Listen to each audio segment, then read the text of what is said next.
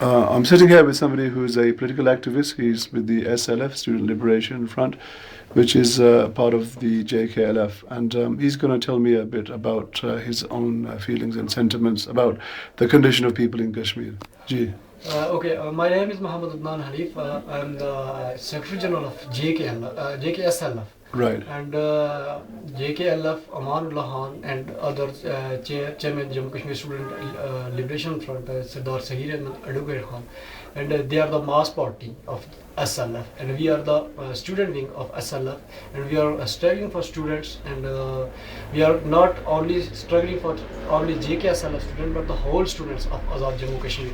Right. Not okay. only Azad Jammu Kashmir. So, can you stick to what is the original problem with the people in Kashmir? What are the basic problems? The basic problems of Jammu Kashmir, or the education problem, is the basic problem, because Pakistan's establishment, Pakistan government, Pakistan rulers, Azad Kashmir جو اردو میں بات کریں، پاکستان آزاد کشمیر کی جو مطلب یہ ہے کہ رولرز پارٹی ہیں، نام نہاد جن کو کٹ پتلی گورنمنٹس کہا جاتا ہے، ان کا بھی یہی ہے کہ وہ یہ کہہ رہے ہیں کہ ہم ان کو اس حد تک ایجوکیٹ نہ کریں کہ یہ لوگ کل کسی حد تک ہمارے گریبان تک پہنچے، ہمارے گھرے تک ہاتھ ڈالیں، تاکہ یہ لوگ کل ہمارے لیے پرابلم کریٹ کریں. اس لیے وہ سب سے بیسک پرابلم جو ہے وہ ایجوکیشن کو ہی نہیں کر رہے. آزاد کشمیر میں اگر آپ ایجوکیشن کی حالت دیکھیں، یونیورسٹیز کی حالت دیکھیں، تو یونیورسٹیز انہوں نے برائے نام دی تو ہوئی ہیں، کچھ شعبہ جات جو ہے وہاں ایگزسٹ کر رہے ہیں، ان کو وہی تعلیم دے رہے ہیں.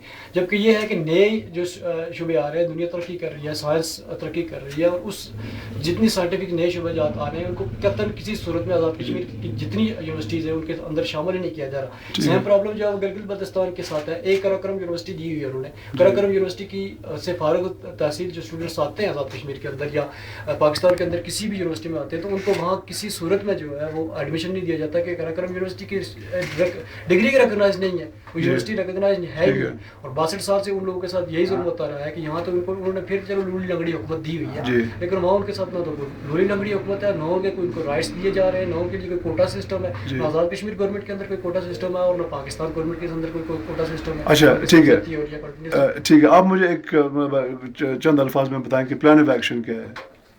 پلان آف ایکشن تو being a student liberation front, ہم تو یہ کہہ رہے ہیں کہ انڈیپینڈنٹ کشمیر کے لیے ہی، اور یہی اس کا حل بھی ہے. ٹھیک ہے. اور اس صورت میں ہمیں یہ ہونا ہوگا کہ جتنی بھی اسٹوڈنٹس آرگنائزیشنز ہیں، یا جتنی بھی انڈیپینڈنٹ کشمیر کی حامی آرگنائزیشنز ہیں، یا قوم پرست قوم جماعتیں ہیں، ان کو اکٹھا ڈیفینیٹلی ایک پوائنٹ پہ ہونا ہوگا. اس کے لیے ہم نے کوشش بھی کی ہے. کچھ جماعتی حریت کمیٹی جو میں نے پہلے آپ کو بتا چکا کہ ایک کانفرنس کی ہے جس میں 16 جماعتوں کو ہم نے اکٹھا کیا ہے، اور کم از کم وہ ایک پوائنٹ پہ ضرور اکٹھے ہوئے کہ حق خود ارادیت جو ہے وہ ایک ایسی چیز ہے جس کی بیس پہ ہم ساری کشمیری قوم کو، جو دنیا کا پوری دنیا بلیم کرتی رہی ہے، یہ کسی ایک پوائنٹ پہ اکٹھے ہیں ہی نہیں. ٹھیک ہے. تو یہ کم از کم ہماری تو بیسکلی آپ کہہ رہے ہیں کہ ایک کنسنسس کی ضرورت ہے. ہاں، ایک کنسنسس کی ڈیفینیٹلی ضرورت ہے. اس کے لیے اٹیمپٹ بھی کی گئی ہے کہ خود ارادیت کے صورت میں کہ ایک پوائنٹ رکھے، کم از کم ایک پوائنٹ پہ تو اکٹھے ہوں. پھر یہ ہے کہ پروسیڈلی جو ہے وہ دوسرے پوائنٹس کی طرف بھی جائیں گے کہ کسی نہ کسی پوائنٹ پہ اکٹھے ہوں. اور بہت بڑی اس میں ہمیں ایڈوانٹیج جو ملا ہے وہ جماعت اسلامی کی صورت جو پرو پاکستان